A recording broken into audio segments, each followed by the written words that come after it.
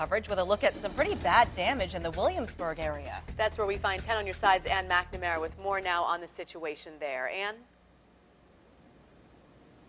I'm off Pocahontas Trail in James City County. This is a home behind me, and as you look at it, this is one of those amazing stories we hear after storms.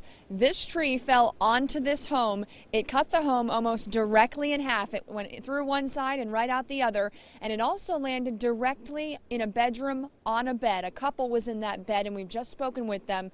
If you take a look inside their home, you can see the polka dots. The polka dots, that's their pillow where the woman's head was lying when she awoke and found a tree on her. Her husband was pinned. She spoke to him and said, "Well, are you able to get out? Do you think you're all right?" And he said, "My foot is stuck, but I think I can get out." He was able to wriggle himself free. He went to look for the two dogs. He found one of the dogs, went back to the room. By then, the woman had gotten herself free. She grabbed whatever clothes she could, and together they walked out of the house. One of their dogs, they believe, was also lying on the bed. They think that that dog is still lying there, Otis, and they're very upset. They do not think he has made it. But also inside this home, I don't know if you can see it, perfectly, but there is a cross hanging above that bed. It's a cross they just hung up not months ago, just as a decoration. And today, as they stood here and looked into their home and how lucky they were and how close this was, they can't help but think that some greater power helped save them in this situation. It was hard for them